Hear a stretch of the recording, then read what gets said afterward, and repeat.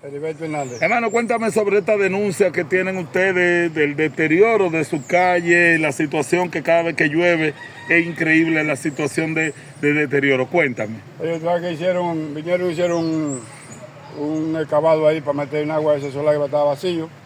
Y después que hollaron ahí, se ha complicado esto y se puso que no se puede caminar.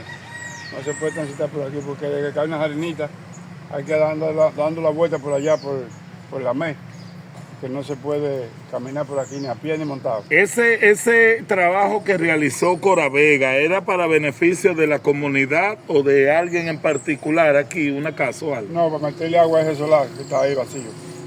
Okay. ¿Se han reunido ustedes como junta de vecinos y han ido a Coravega? No. ¿Ustedes no han visitado Coravega para reclamarle esto? No todavía. Ok, entonces me dicen que no pueden pasar nadie deben de pasar en vehículo nada más porque a pie no pueden. No, cuando llueve, una arenita que caiga, ya tú sabes cómo está eso, no hay que caminar para allá, ni para acá, para ninguna parte. Se puede caminar, los muchachitos tienen que llevarlo, para llevarlo a la estancia, hay que irse por allá, por Palmarito, por la calle 5. La ubicación donde nos encontramos ahora, ¿dónde estamos? ¿Cómo se llama esto? Ahora estamos aquí en La María.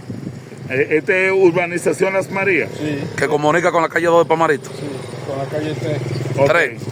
Háganle llamada a las autoridades para que vengan a resolverle este problema. Que vengan, por favor, a ver si nos ayudan, porque los muchachitos hay que llevarlos por allá, por la calle 5 de Palmarito, porque por aquí es imposible transitar.